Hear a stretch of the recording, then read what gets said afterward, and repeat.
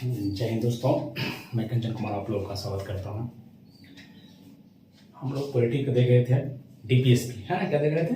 DPSP, राज्य के नीति निर्देशक तत्व। एक बार रिपीट कर लेते हैं, यहाँ तक पढ़ाए थे, पहले एक क्लास कर दिए थे, उसका हम लोग देख लेते हैं कि है क्या है। ये राज्य को निर्देश दिया गया है। 3 बातें हैं, एक तो मौलिक अधिकार भाग 3 और एक भाग 4 देख रहे हैं लोग, आगे भाग 4 का देखेंगे। तो इसमें देखिए कि नीति निर्देशक तत्व जो है इसमें राज्य को निर्देश दिया गया, मतलब फंडामेंटल राइट है, हम लोग का मौलिक अधिकार, लेकिन राज्य को बताया गया है कि आपको जनता के लिए काम करना है, जनता के लिए काम करना है। इसमें कौन कौन आर्टिकल देखे थे हम लोग, देख ले एक बार। 36 से 51 भाग 3 भाग के 4 में, भाग 4 में 36 से 51, 36 से 51। तो 36 में क्या है, फिर से देखिएगा वीडियो। 36 में क्या है, राज्य को परिभाषित किया गया है। 37 में क्या है कि आप न्यायालय नहीं जा सकते हैं, अनुच्छेद 37 में क्या है, न्यायालय नहीं जा सकते हैं। 38 में क्या है, लोक कल्याणकारी राज्य, लोक कल्याणकारी राज्य। कैसा राज्य होना चाहिए, जिसमें आर्थिक और सामाजिक कल्याण हो, है ना, आर्थिक और सामाजिक कल्याण हो, दोनों चीज। 38 39 में क्या है, 39 में आपको बताया, बहुत सारा उसमें 18, लेकिन 39 बताया था कि स्त्री एवं पुरुषों के लिए, स्त्री एवं पुरुषों के लिए समान काम समान वेतन, समान काम समान वेतन। 39 का जो जोड़ा गया बाद में 42वां अमेंडमेंट के तहत, 42वां संविधान संशोधन के तहत 39 का में क्या है, इसमें है कि कामगारों को आपको नहीं, इसमें है निःशुल्क सहायता, निःशुल्क विधिक सहायता, मतलब क्यों ना, आपको पैसा नहीं लगेगा, कहीं भी जाएंगे कानून में, आप थाना जाइए, कोर्ट जाइए, आपको पैसा नहीं देना पड़ेगा, निःशुल्क विधिक सहायता। 39 का में जोड़ा गया बाद में इंदिरा गांधी के समय में। चलिए 40 में ग्राम पंचायत है। 41 में 42 43 बताए थे दमन, 41 42 43 बताए दमन। 10 से क्या हो गया, कुछ दशाओं में, कुछ परिस्थितियों में काम, शिक्षा, लोक सहायता पाने का अधिकार है जनता को, इसी तरह बताए थे मनरेगा वगैरह। 41 हो गया। 42 में क्या है, मानवोचित, न्याय संगत मानवोचित एवं प्रसूति सहायता, प्रेग्नेंट महिला को सहायता 42 में। 43 में क्या है, 43 महात्मा गांधी भी फेवर थे। 43 में क्या है, न निर्वाह मजदूरी, ऐसा मजदूरी दें कि निर्वाह लोगों का हो सके, जीवन निर्वाह हो सके, 43 में। और इसी में कुटीर उद्योग का विकास भी दिया हुआ है 43। लेकिन 43 क और ख बाद में जोड़ा गया है। 43 का 42वां संविधान संशोधन के तहत जोड़ा गया, 43 का ध्यान दीजिएगा, और 43 ख जोड़ा गया 97 संविधान संशोधन 2011 में। तो 43 क में क्या है, इसमें कहा गया कि उद्योग का जो प्रबंध करते हैं उसमें कर्मगारों का भी भागीदारी होनी चाहिए, कर्मगारों की भागीदारी। ख में इसमें गांधी सपोर्ट थे इसका। सहकारी समिति क्या है, कोऑपरेटिव, सहकारी समितियां 43 ख में इस कोऑपरेटिव, है ना। 44 पढ़ा चुके थे, समान सिविल संहिता, खूब पूछता है एग्जाम में, समान सिविल संहिता, यूनिफॉर्म सिविल कोड, मतलब सबके लिए एक न्याय होना चाहिए, एक फैसला होना चाहिए। ऐसा अभी लागू नहीं हुआ, सरकार इस पर काम कर रही है। जिस दिन लागू हो जाएगा तो जितने भी बड़बड़ाते हैं लोग, कोई भी 3 तलाक नहीं, ये तलाक नहीं, वो सब शांत हो जाएंगे, ठीक है। 44 हो गया। 45 बताए थे कि इसमें आपको यहाँ का जो पहले था 6 से 14 वर्ष बच्चे का जो शिक्षा देना अधिकार था, राज्य का काम था, उसको उठा करके 21 का में मौलिक अधिकार बना दिया। क्या बना दिया, मौलिक अधिकार। अब यहाँ क्या रह गया खाली जगह में, 0 से 6 वर्ष नीचे, ध्यान दीजिएगा, 6 वर्ष से नीचे के बच्चे को अब जो है सो सरकार पोषाहार शिक्षा देने काम करेगी। इसी के तहत आंगनबाड़ी वगैरह चल रहा है, ठीक है। 45 तक काम क्लियर हो गया था, आगे हम देखते हैं, ठीक।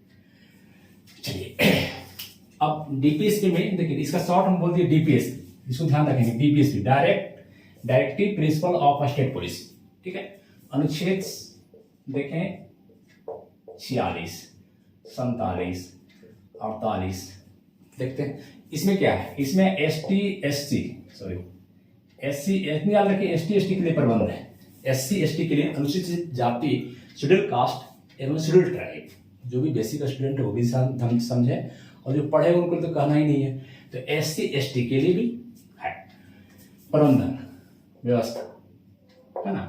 47 में क्या है, इसमें अनुच्छेद 47, सब आर्टिकल अनुच्छेद 47, इसमें है कि पोषाहार देना है। दूसरी बात है कि मादक पदार्थ, मतलब दवा, मादक पदार्थ हो गया, नशीली दवाएं को रोकने का राज्य प्रयास करेगी, राज्य को प्रयास करना है। इसी के तहत आपका जो शराबबंदी बिहार में लागू की 29 माह अनुच्छेद 47 के तहत पूछता है। अनुच्छेद 47 के तहत शराबबंदी है, शराब पीजिएगा तो आपको जिस तरह चल रहा है ना। हालांकि शराब से बहुत इनकम, राजस्व इनकम भी होता है, लेकिन चलिए। तो मादक पदार्थों एवं नशीली दवाओं को रोकने का प्रयास। अब ये नहीं कि आप पी के पटा के कुछ कर लिए, है ना। 48 का 48 देखिए पहले, 48 में है कृषि एवं पशुपालन। ठीक है, कृषि एवं पशुपालन। अब समझिए, कृषि समझते हैं, मेहरगढ़ में भारत में सबसे पहले खेती की शुरुआत कहाँ हुई? मेहरगढ़ पाकिस्तान में, शुरू से बताते आ रहे हैं। तो कृषि है जो हम आपको खाद्य फसल काटते हैं, खाद्य के लिए, खाद्य के लिए, खाने के लिए जो उपजाते हैं, जो फसल हम जमीन से खाने के लिए उपजाते हैं, खाने के उद्देश्य से करते हैं, बिजनेस के लिए करते हैं, वही आपका जो है सो खाद्य कृषि हो गया। और पशुपालन क्या है? पशुपालन उस उद्देश्य से जो हमको लाभ हो सके, दूध निकाल सके, दूध के लिए, है ना, दुधारू के लिए, अपने फायदे के लिए, है ना, फायदे के लिए, फायदे के लिए जो पशु को पालते हैं, जैसे गाय को पालते हैं तो दूध देती है, बकरी पालते हैं तो उसको बेच के कमाते हैं, है ना, बकरी दूध देती है, मुर्गा पालते हैं, चिकन पालते हैं। तो इस सब जो पालते हैं अपने फायदे के लिए, दूध के लिए, दही के लिए, वो आपका पशुपालन में आता है। क्या आता है? पशुपालन। वैसे जानवर जो आप घर में रखते हैं, पशु माने अपने फायदे के लिए, लाभ के लिए पालते हैं, वो पशुपालन कहलाता है। ध्यान दीजिएगा समझाने का। तो कृषि और पशुपालन किसमें है? 48 में, ध्यान दीजिएगा। लेकिन यहाँ पर ये बात नहीं कहा गया कि अगर कृषि जो पालतू पशु नहीं है, जैसे बाघ है, हाथी है, घोड़ा है, ऊंट है, शेर है, गैंडा है, डायनासोरस गैंडा है, मोर है, इस सब को पालता नहीं, पशुपालन नहीं है, तो ये सब कहाँ जाएगा? ये सब काटो, मार रहा है लोग। तो इसको रोकने के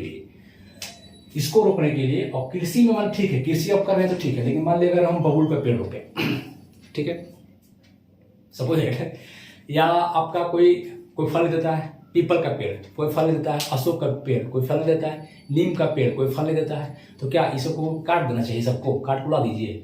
इसमें तो ऐसा बात नहीं कहा, इसी में कहा गया 48 में सुरक्षा राज्य को देना है। राज्य कृषि एवं पशुपालन को सपोर्ट करेगा, राज्य को निर्देशित है, मौलिक अधिकार हम लोग के लिए, लेकिन राज्य को निर्देश दिया गया इस आर्टिकल में कि राज्य आप प्रयास कीजिए सब काम के लिए, राज्य के लिए, राज्यों को दिया गया है आर्टिकल इतना। तो कृषि पशुपालन, लेकिन बाकी कहाँ जाएगा? बाकी जो नीम बबूल है वो भी तो पौधा है, वो कहाँ जाएगा? जो जानवर नहीं पाला जाता है वो कहाँ जाएगा? तो इसके लिए 48 का लास्ट में जोड़ा गया। कब? 42वां संशोधन, मिनी संविधान संशोधन 1976, बता रहे बार 1976 में इंदिरा गांधी के समय में किया गया था, जबरदस्ती लगा हुआ था भारत में। इस समय किया गया था, सरदार स्वर्ण सिंह समिति बनी थी, और सरदार स्वर्ण समिति लगभग 83 अमेंडमेंट, 83 सुधार उसमें किया, 83 चीज लागू किया था। ठीक है, तो 83 में एक आपका क्या, ये भी बहुत बड़ी कमेटी, सरदार स्वर्ण समिति बहुत फैसला सुना था। इनमें खाली मौलिक कर्तव्य ये जो याद रखते हैं हम लोग। तो 48 का में क्या है? इसमें क्या कहा गया? पर्यावरण। अब देखिए सब आ जाएगा, पर्यावरण, जितने पर्यावरण में पेड़ पौधे हैं, पर्यावरण संरक्षण एवं समृद्धि, 2 शब्द जोड़ा गया, तथा वन्य जीव संरक्षण, शॉर्ट लिखते हैं वन्य जीव का संरक्षण। वन्य जीव जो वन में जीव रहते हैं उनके लिए संरक्षण। और क्या है? पर्यावरण का संरक्षण करना, सुरक्षा देना है, पर्यावरण को कटने देना है। देखते हैं फॉरेस्ट गार्ड वगैरह की बहाली होती है, सरकार ने नियुक्त किया है फॉरेस्ट गार्ड वगैरह, क्यों? रेंजर है, फॉरेस्ट गार्ड है ना, फॉरेस्टर है, इसको क्यों नियुक्त किया है? इसको संरक्षण करने के लिए। और समृद्धि विकास ही करना है, लगाना भी है, ये नहीं खाली संरक्षण करके जो लगा हुआ पहले से उसको खाली कर देना है, आपको समृद्धि भी करना है, विकास भी करना है, पौधा लगाना भी है, सरकार लगाती है। तो आपका ये है 48 कब जोड़ा गया? कब जोड़ा गया? देखिए, एक आपको बताया 39 का जोड़ा गया। इसमें क्या था? 39 का में क्या बताए थे? 39 में है समान काम, उसमें समान वेतन, इसमें निःशुल्क विधि सहायता। 43 का 42वां जोड़ा गया, 42वां संविधान संशोधन से। इसमें क्या है? 43 का बताया कर्मगारों को, जो कर्मगार है उसको उद्योग में भी सहभागिता होनी चाहिए, उसकी भी भागीदारी होनी चाहिए, उसको भी लीजिए आप, उसका भी विचार को लीजिए। तो 43 का हो गया। और एक 48 का डीपीएससी में 3 को ये जोड़ा गया, डीपीएससी में 3 बार जोड़ा गया। 42वां संविधान संशोधन, ध्यान दीजिएगा, 42वां संविधान संशोधन कौन सा जोड़ा गया? 39 का, 43 का, 48 का। ठीक है, तो 48 का क्या है, पर्यावरण संरक्षण समृद्धि एवं वन्य जीव संरक्षण। वन्य जीव का संरक्षण हो जाए, ऐसा नहीं कि हाथी, अब देखिए तो लोग हाथी को क्या करते हैं, दांत के लिए मार रहे हैं, दांत काटने के लिए मार रहे हैं, बताइए क्या किया जाए। शेर का खाल लेने के लिए मार रहे हैं जानवर को, गैंडा को मार रहे हैं, माने कहने मतलब कि जानवर को मार रहे हैं, तो उसको बचाने के लिए वन्य जीव संरक्षण किया जाए। लेकिन ये कहा गया कि राज्य का दायित्व है, इसके लिए न्यायालय नहीं जा सकते हैं। जितने 36 से 51 आपका आर्टिकल है, 36 से डीपीएस में कितना है, 36 से 51, इस आर्टिकल में आप अगर नहीं पालन करता है राज्य को दिया गया है 36 से 51 कहा दिया, राज्य को निर्देश दिया गया है, अगर राज्य नहीं भी पालन करता है तो आप कोर्ट नहीं जा सकते। मान लिया कि पर्यावरण संरक्षण नहीं कर रहा है, पेड़ पौधा नहीं लगा रहा था, आप कोर्ट नहीं जा सकते हैं, वन्य जीव को नहीं रोक रहा है, तो लेकिन इसके लिए इंदिरा गांधी के समय में ही आपको वन्य जीव संरक्षण अधिनियम आया था। वन्य जीव संरक्षण अधिनियम पूछता है क्वेश्चन, भी 1972 में लाया गया है ना।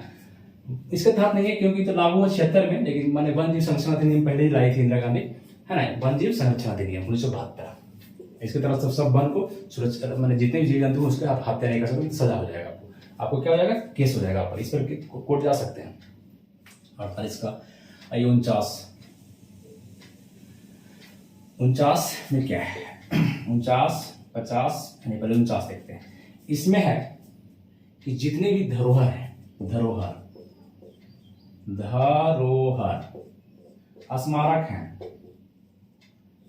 है ना, धरोहर हो गया, स्मारक हो गया, पुरातत्व हो गया, इसकी सुरक्षा करना है, इसका सुरक्षा करना राज्य का दायित्व बनता है। तो धरोहर क्या समझते हैं, धरोहर क्या है, धरोहर जो धरा हुआ है, जो धर के चले गए पूर्वज लोग, जैसे मान लेगा अशोक स्तंभ, अशोक स्तंभ क्या है, धरोहर है आपका, क्या है, धरोहर है। जैसे स्मारक में क्या है, जितने भी ताजमहल है, हुमायूं का मकबरा है, अकबर का मकबरा है, लाल किला है, ये सब क्या है, स्मारक है आपका। और पुरातत्व जो खुदाई से निकला है, पुरातत्व आर्कोलॉजी क्या है, जो खुदाई से निकला है, जैसे मान लीजिए सिक्का निकला है, कोई आपको घड़ा निकला है, जितने भी आपको जैसे खुदाई से सिंधु घाटी सभ्यता का जो नालंदा खंडहर निकला है, सिंधु घाटी सभ्यता का निकला है खुदाई से, तो वो सब क्या है आपको पुरातत्व चीजें, क्या है, आर्कोलॉजिकल चीजें, जैसे सिक्का, बहुत सारा सिक्का निकला है, तो इस तरह से चीज जो है आपका पुरातत्व है, जो खुदाई से निकला है, जमीन से, पुरातत्व समझ लेते हैं तीनों पार्ट। इन तीनों की सुरक्षा करना राज्य का दायित्व है। इसमें कहा गया 49 में। इसके लिए देखिए आपको आर्कोलॉजिकल सर्वे, ASI, आर्कोलॉजिकल लिखिएगा, आर्कोलॉजिकल सर्वे ऑफ इंडिया, इसका फुल फॉर्म है आर्कोलॉजिकल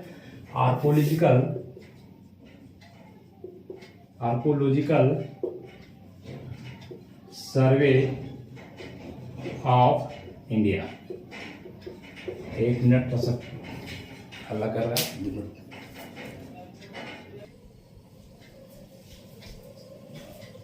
तो आर्कोलॉजिकल सर्वे ऑफ इंडिया, इसकी स्थापना 1861 में की गई थी। जॉन कनिंघम, कौन थे, कनिंघम साहब, कौन थे, कनिंघम, ठीक है। ये आर्कोलॉजिकल सर्वे ऑफ इंडिया जो है, ये क्या काम करती है, इस धरोहर स्मारक पुरातत्व का संरक्षण करती है, ठीक है। और ये इसके ये देखिएगा, आर्कोलॉजिकल सर्वे ऑफ इंडिया जहां भी आपको है वहां पर CISF लगा दिया गया है, CISF, है ना, CISF फोर्स लगाते हैं, CISF आप वहां पर नियुक्त होते हैं। अभी पूछा जाएगा करेंट क्वेश्चन, करेंट है कि विश्व धरोहर में कितने देश शामिल है, भारत का धरोहर में कितने शामिल है अभी, तो 40, लास्ट अभी 2021 में शामिल हुआ है, 40 धरोहर शामिल है। विश्व धरोहर बनाया गया, यूनेस्को बनाता है, कौन है, यूनेस्को, है ना, यूनेस्को संस्था जो है आपको एक सूची बनाई है विश्व धरोहर स्थल की, पूरे वर्ल्ड की, तो उसमें भारत के कितने शामिल हैं, 40, कितने, 40 में भी लेटेस्ट 2021 में शामिल किया गया है धौलावीरा। धौलावीरा पढ़ाए हैं, सिंधु घाटी सभ्यता का साइट है। धौलावीरा क्या होता है, कुआं होता है, धौलावीरा है ना, सफेद, धौला सफेद, वीरा मैंने कुआं, है ना, सफेद कुआं। धौलावीरा साइट बहुत बड़ा, वाटर मैनेजमेंट बहुत बड़ा साइट था ये धौलावीरा, बहुत वाटर मैनेजमेंट और नाली निकासी, है, नाली का व्यवस्था बहुत अच्छा था वहाँ पर, तो ये पढ़ा चुके हैं। सबसे बड़ा लेक मिला है धौलावीरा से, सबसे बड़ा लेक पढ़ा चुके हैं सब। तो आपको 1861 कनिंघम 40 स्थल शामिल है। अभी लास्ट जो शामिल हुआ 2021 में धौलावीरा शामिल हुआ है, क्लियर। और इसमें बहुत सारा जैसे जितना भी हुमायूं का मकबरा हो गया, रजे दुरानी का मकबरा हो गया, ताजमहल हो गया, लाल किला हो गया, कोणार्क मंदिर हो गया, सब शामिल है इसमें। लिस्ट देख लेंगे आप लोग एक बार, ठीक है। चलिए 49 तक क्लियर बेटा, इसको आप लोग इसको आराम से फोटो खींचते चलिए, देखते चलिए, बार बोलने पड़े हमको तो अलर्ट रहिए। जैसे हम ये पकड़े करिश्मा, समझ जाए कि ये मिटेगा, जैसे इसको कहें बस आप कर लीजिए, ठीक है। अब आइए, अब हम 49 हो गया, 50 51 तक 2 और देखना है हमको। इसमें कितना देखना है? देखिए 51 तक है डीपीएसपी, 2 और देखना है। 50 में क्या है? 50 में है कार्यपालिका का न्यायपालिका से पृथक्करण। कार्यपालिका का न्यायपालिका से पृथक्करण किया जाए, है ना।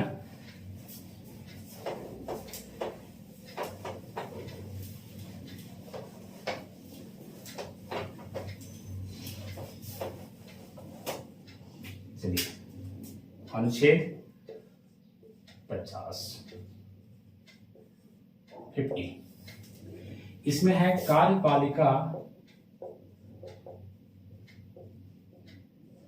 एवं न्यायपालिका का पृथक्करण। देखिए, कार्यपालिका और न्यायपालिका तीनों पढ़ाएंगे। ये विधायिका क्या है? एक विधायिका है, 3 चीज है, 3 बॉडी भारत में काम करती है। एक विधायिका जो कानून बनाती है, इसका काम क्या है? खाली कानून बना देना, और कुछ काम नहीं करेगी। इससे क्या है? संसद है, राज्य में क्या है? विधानमंडल है, ये खाली कानून बना देगी, कुछ करेगी नहीं। लागू करना काम किसका है? कार्यपालिका का। एग्जीक्यूटिव कौन है? एग्जीक्यूट करती है, एग्जीक्यूट करती है कार्यपालिका। और न्यायपालिका मान लिया दोनों शामिल था पहले, संविधान लागू इसमें दोनों शामिल था, कार्यपालिका और न्यायपालिका। आप बताइए कि कानून बना दी, कोई कानून कि ठीक है भाई कोई कानून ले लीजिए आप कि मर्डर करने पर आपको, चाहे किसी मामले लीजिए ना, मान जीएसटी पर अभी कानून आया 2017 में, तो जीएसटी पर कानून बना दिया, ठीक है। हम पढ़ा रहे हैं, हम कमा रहे हैं, हम जीएसटी का हमारा इनकम 2 करोड़ रुपया है, और टैक्स हम नहीं दे रहे थे, पूरा पकड़ा गए, टैक्स नहीं दे रहे, पकड़ा गए हम। अब पकड़ के कौन ले जाएगा? एग्जीक्यूटिव ले गया पकड़ के हमको, और पकड़ के तो कार्यपालिका भी है न्यायपालिका भी, दोनों तुम्हारे साथ अगर रहता है तो फैसला कौन सुनाएगा? जो कहेगा सुनिएगा, कहेगा चलिए आपको 2 करोड़ है, नहीं 50 लाख पे दीजिए, घूस हम छोड़ देंगे, नहीं तो फाइन कर देंगे, फाइन कर दिया हम पर 1 करोड़, तो मैंने फैसला भी सुनाएगा, हम कहीं जा नहीं सकते हैं। तो इसीलिए कार्यपालिका और न्यायपालिका को अलग कर दिया गया कि अगर ये पकड़ के कार्यपालिका कोई गलत आप पर लागू करती है, ये कानून बना दी है, ये गलत आप पर इंप्लीमेंट करती है, तो आप कहाँ जा सकते हैं? न्यायपालिका जा सकते हैं, ठीक है। इस तरह से 50 में आपको हो गया। अनुच्छेद 51 आइए, अनुच्छेद 51 देखिए, इसमें क्या है? लास्ट है अनुच्छेद 51। इसमें है अंतर्राष्ट्रीय शांति, ध्यान सुनिएगा, अंतर्राष्ट्रीय शांति एवं संधि। एक बात कहेगा, या इसको कह सकते हैं विदेश नीति भी, क्वेश्चन करता है कभी कभी, फॉरेन पॉलिसी। इस अनुच्छेद में आपको कैसा विदेश नीति बनाना है, इसके बारे में बात किया गया। शांति एवं शांति, कोई और शांति, भारत तो शांति के देश है नहीं भाई, भारत ऐसा महान देश इस वर्ल्ड में तो नहीं है, इस पृथ्वी पर नहीं है, ये तो क्लियर है। क्योंकि भारत हमेशा शांति, अपने दुश्मनों को भी सुरक्षा देता है। अगर दुश्मन इसके दरबार पर आ जाए हमारे देश पे, तो हम लोग रेस्पेक्ट करते हैं, अतिथि देवो भव हम लोग करते हैं। तो शांति भी है, और संधि में भी हम लोग हमेशा आगे रहते हैं कि संधि अगर कोई करना चाहता है हमारे साथ किसी झगड़े पे, किसी मामले पे, तो हम लोग एकदम तैयार रहते हैं। तो कैसे अंतर्राष्ट्रीय शांति और संधि करना है, यह बात किया गया है। फिर आपका विदेश नीति इसी में है, इसको अंतर्राष्ट्रीय शांति और संधि को विदेश नीति कहते हैं, दूसरा नाम इसका है, पूछेगा तो। इसलिए आपका डीपीएसपी इस तरह से आर्टिकल सब लोग देख लिए। अब बात आती है कि डीपीएसपी जो है आपको राज्य को दिया गया है। देखिए होता क्या है, दोनों में अंतर देखने के बाद, दोनों में डिफरेंस पूछता है, थोड़ा सा देख लीजिए 1 सेकेंड के लिए।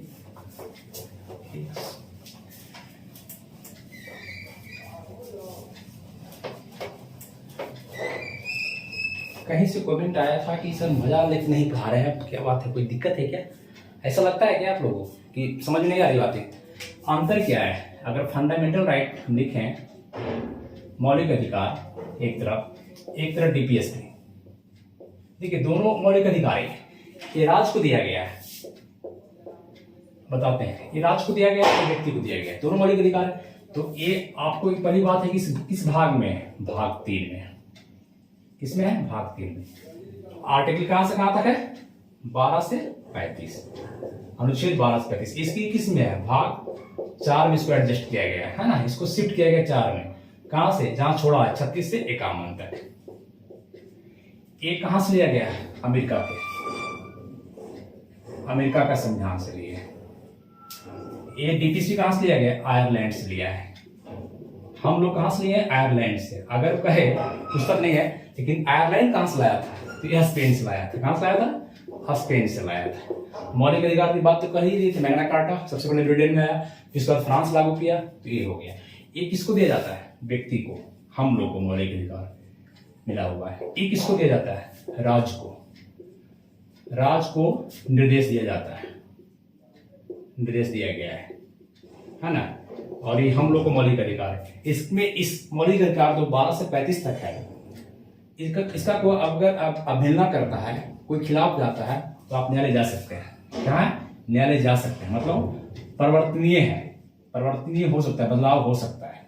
आप न्यायालय वाद योग्य है, वाद मतलब क्या, विवाद, वाद, फैसला होना, कोर्ट में जाना, वाद योग्य है, या कह सकते हैं न्यायालय जा सकते हैं। सब कुछ यहाँ क्या है, नहीं, इस मामले में नहीं, न्यायालय नहीं जा सकते हैं, अपरिवर्तनीय है, वाद योग नहीं है, वाद योग नहीं है, न्यायालय आप नहीं जा सकते। अगर राज्य आपको नहीं चीज देता है, इस राज्य अगर आपको नहीं प्रोवाइड कर रहा है सब चीज, है ना, तो आप नहीं जा सकते। ठीक, ये हो गया। ये आपको राजनीतिक स्वतंत्रता देता है, आपको कहता है राजनीतिक स्वतंत्रता, है ना। और ये देता है आपको आर्थिक एवं सामाजिक स्वतंत्रता। आर्थिक, थोड़ा जल्दी लिखते हैं फटाफट, राजनीतिक स्वतंत्रता, ठीक है, क्लियर। ये अंतर बातें आपको दिख गया, अंतर ये है दोनों में, ध्यान से अंतर हो गया, सुनता है। चलिए डन।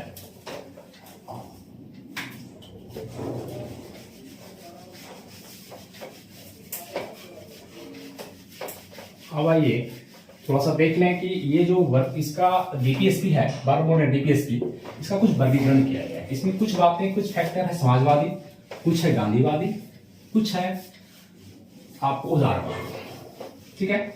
अब देखिए वर्गीकरण, डीपीएसपी का हम वर्गीकरण करें, वर्गीकरण मतलब बांट रहे हैं, है ना, वर्गीकरण कर रहे हैं। क्यों, इसलिए कि इसमें विचारधारा आई, 3 विचारधारा इसमें पनपे, कि जितने आर्टिकल हैं आपका 36 से 51 तक, इसमें 3 विचारधारा है।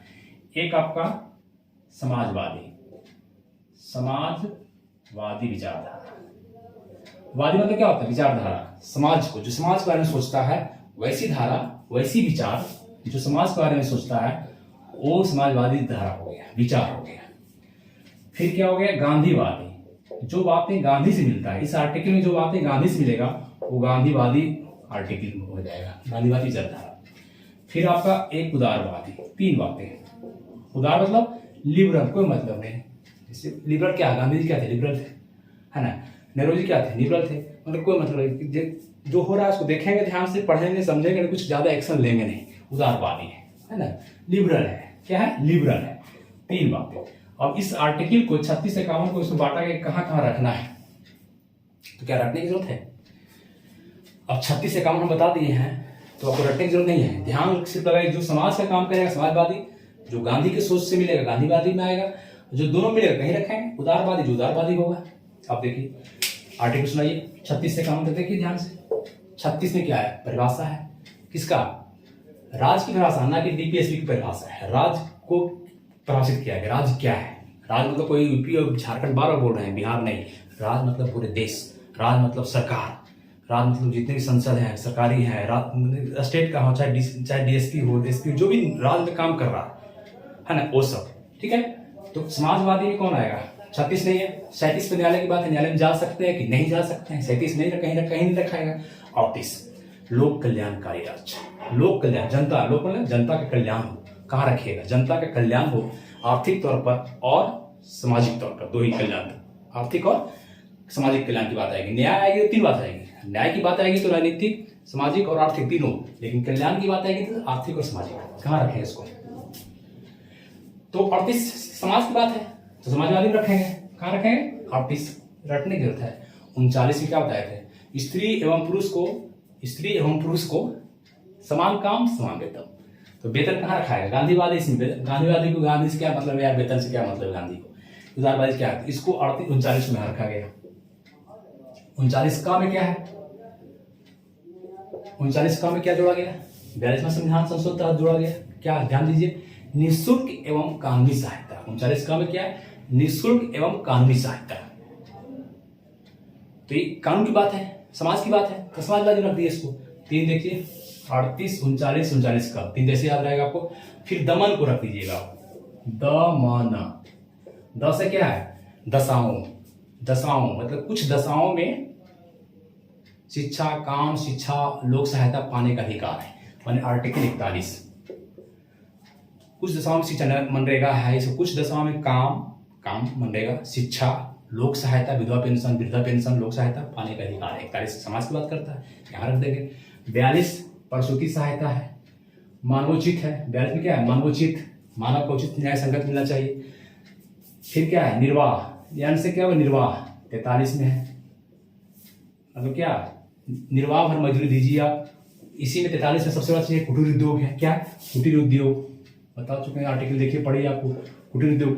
तो ये सब कहाँ 43 में रखाएगा, यहाँ रखा गया।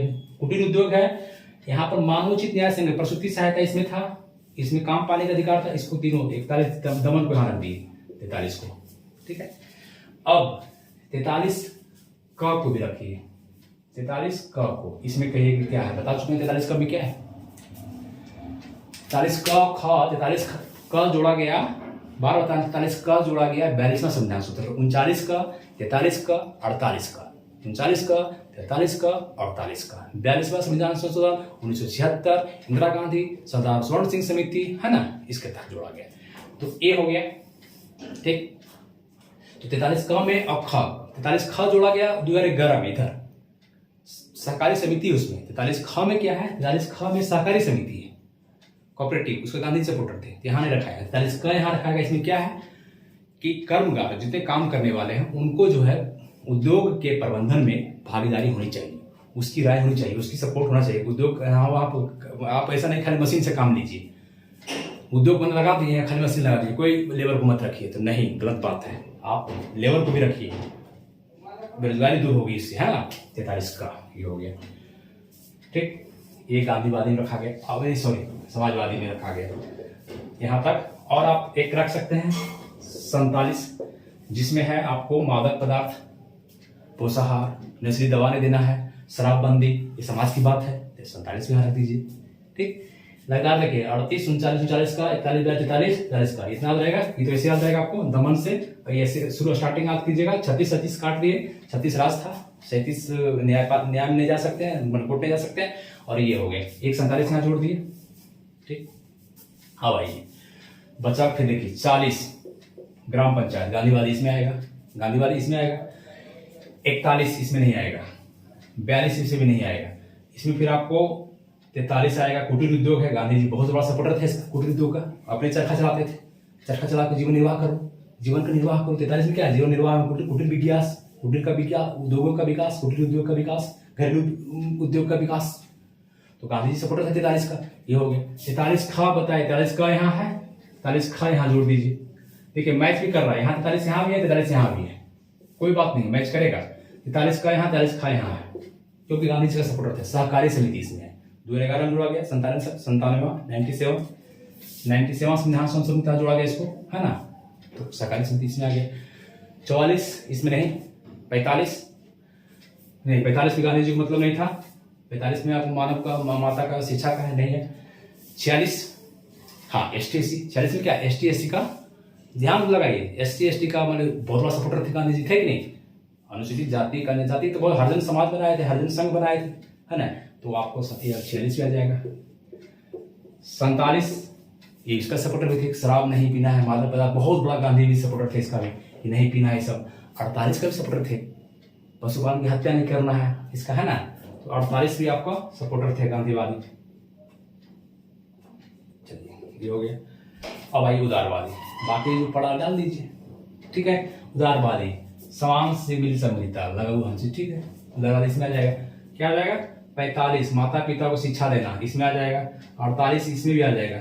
उदारवादी में कि पशु की हिंसा नहीं हो जाए, इसमें भी। 48 का पर्यावरण की सुरक्षा वगैरह, इसमें भी आ जाएगा। ठीक है। और बाकी 49, 50, 51। 49 में क्या है, धरोहर वगैरह का सुरक्षा। 50 में कार्यपालिका न्यायपालिका का अंतर। 11 में अंतर्राष्ट्रीय शांति संविधान, सब उदारवादी डाल दिए। ठीक है। 3 तरह की विचारधारा थी, तीनों का आर्टिकल आप याद रखें, कभी कभी पूछता है कौन किस में है ना। और टकराता कौन है देख ही रहे हैं। तो इस तरह बात हो गई। ज्यादा समझ आ गया। चलिए अब क्लियर, उम्मीद करते हैं बहुत अच्छी तरह समझ आना चाहिए आपको। नहीं समझ में आता है दोस्तों तो एक भी वीडियो अगर कोई देखते हैं तो कमेंट तो कीजिए, कम से कम आपके लिए हैं। अगर आपकी भलाई नहीं हो तो मैं क्यों बकर बकर करूंगा। आपकी भलाई होनी चाहिए, मेरा उद्देश्य यही है। बहुत मन लगता है पढ़ाने में, बहुत अच्छा लगता है, इसलिए मन से पढ़िए भी आप। और देखिए इसमें आर्टिकल 1 आप जोड़ देंगे, 350 याद रख लेंगे, छोड़ दीजिए इसको, बता दें नहीं छोड़ देते हैं, डरवा जाइएगा आप लोग। ठीक है, चलिए इसको मिटा दें। अब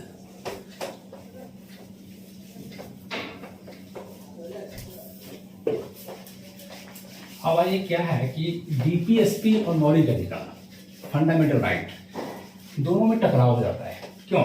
क्योंकि बातें बहुत कुछ मिलती है। जैसे देखिए मौलिक अधिकार में आपका शिक्षा का अधिकार है, 21 का में डाल दिया गया शिक्षा का अधिकार। और यहाँ माता पिता का भी कर्तव्य है, तो माता पिता पढ़ावे, मैंने अब 21 का में क्या है, मौलिक अधिकार बच्चों को शिक्षा पाना। और 45 में क्या है, 6 वर्ष बच्चा का बने एजुकेशन। तो कहने मतलब इस तरह से बहुत डीपीएसपी में और इन दोनों में टकराव होता है। कौन ऊपर है, सबसे बढ़िया कौन, मौलिक अधिकार वो सुपीरियर है कि आपको डीपीएसपी सुपीरियर है। इसमें हमेशा टकराव होता है कि जो राज्य को दिया गया है निर्देश, आर्टिकल जो संविधान दिया है राज्य को निर्देश किया है, वो ज्यादा बेटर है कि जो फंडामेंटल राइट में वो ज्यादा दिया जा सकते हैं। इसमें हमेशा टकराव होता है, हमेशा केस हुआ है मैटर पे, हर बार कोर्ट गया है मैटर। तो एक बार सबसे पहले देखिए जो क्वेश्चन करता है 1951 में पहला केस दिखा रहे हैं, केस पढ़ा रहे हैं क्या, केस 1951 में चंपकम दुराई राजन मामला आया। चंपक दुराई राजन, ये आपको वर्सेस में लिख लीजिए आप लोग, है ना। चंपक दुराई एक व्यक्ति थे, कहाँ के थे, मद्रास के थे। वर्सेस को हिंदी में कहा जाता है बनाम, मतलब ये केस करने वाले हैं किसके खिलाफ, मद्रास राज्य के खिलाफ। चंपक दुराई राजन केस की किसके खिलाफ, मद्रास के खिलाफ।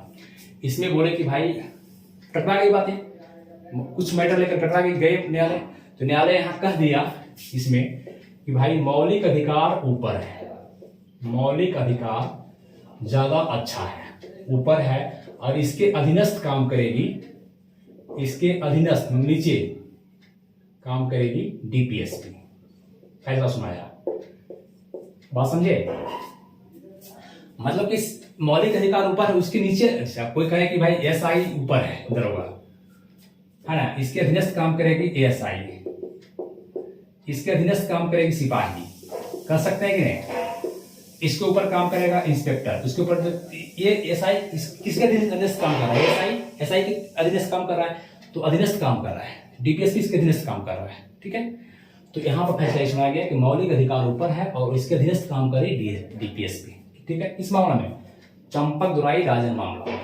ठीक है, फिर मामला एक इसी मैटर पे, मौलिक अधिकार, फंडामेंटल राइट और डीपीएसपी में टकराव हुआ, तो मामला फिर 1967 में आ गया एक जगह पंजाब में। पंजाब में थे गोलकनाथ, कौन थे, गोलकनाथ वर्सेस पंजाब के व्यक्ति थे, केस मामला आया।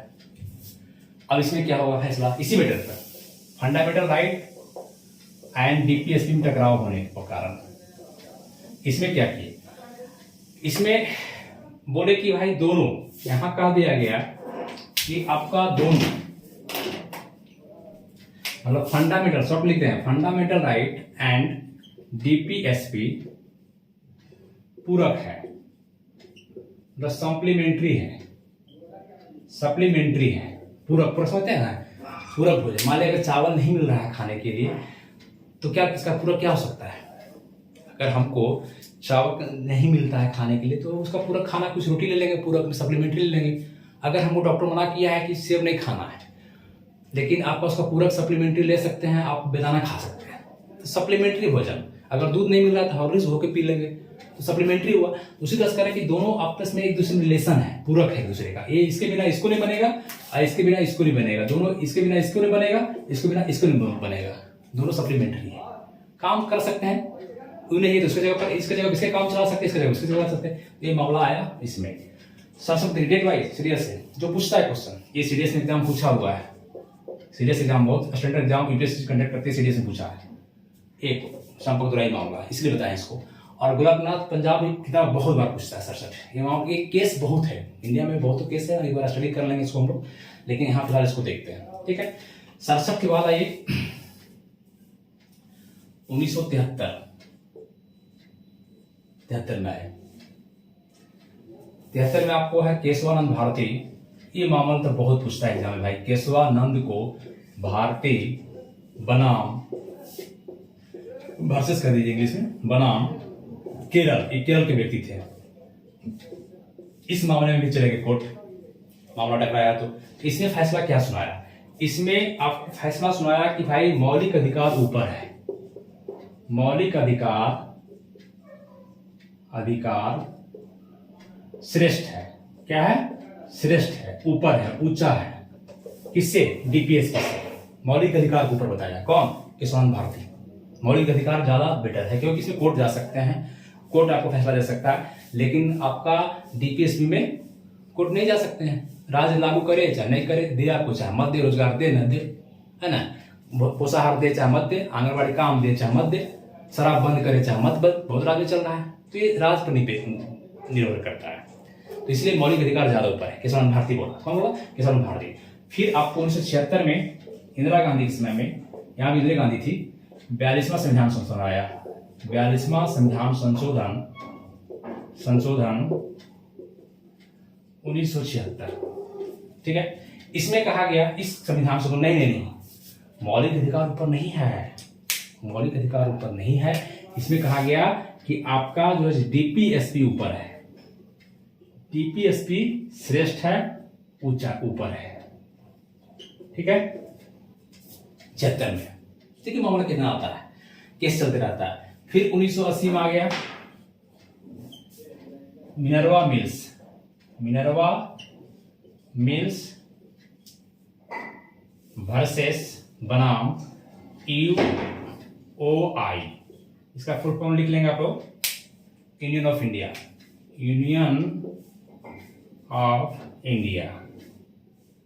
यहां पर मामला मिनर्वा मिल्स क्या है? मिल्स है, मिल्स में क्या होता है? कपड़ा का मिल था। मिनर्वा मिल्स कंपनी का नाम है, कपड़ा की कंपनी है। किसका है? कपड़ा की कंपनी है मिनर्वा मिल्स। इसका कुछ मामला अटका तो कोर्ट चला गया। उद्योग का इंडस्ट्री है, तो इंडस्ट्री तो इसमें बड़ा नहीं है, तो आपका कोर्ट गया, इसमें फैसला सुनाया कि भाई चलिए FR fundamental right on DPSP दोनों जो है संतुलन में है। दोनों क्या है? संतुलन में रखिए, दोनों को क्या रखिए? बैलेंस में रखिए, दोनों में संतुलन बना के चलिए। ठीक है, इस तरह से बात आई, समझ गए बात को। संपर्क दुराई मामला से काम, गोरखनाथ 67, केशवानंद भारती 73, फिर 42वां संशोधन 76, फिर आपका 42वां के बाद मिनर्वा मिल्स 1980। ये मामला में आपका ये दोनों टकराया था। इतना केस इस मामला में आया, 1 2 3 4 5 केस तो बहुत है, लेकिन इतना केस इसमें आया। ठीक है, इस तरह से उम्मीद करते हैं डीपीएसपी समझ में आ गया होगा। भाग 4 आपका क्लियर हो गया होगा। भाग 3 हम लोग मौलिक अधिकार देख लिए थे, क्लियर हो गया वहां भी। भाग 3 भाग 4 नेक्स्ट क्लास में मौलिक कर्तव्य भाग 4 का ही है, भाग 4 का ही क है, यहाँ देख लेंगे। 51 क है, 51 यहाँ तक पढ़े हैं, 51 क जोड़ा गया उसमें। ठीक है, उसको देख लेंगे हम लोग एक क्लास में, उसका फिर आगे उसके आगे निकलेंगे हम लोग। ठीक है, thank you class, thank you.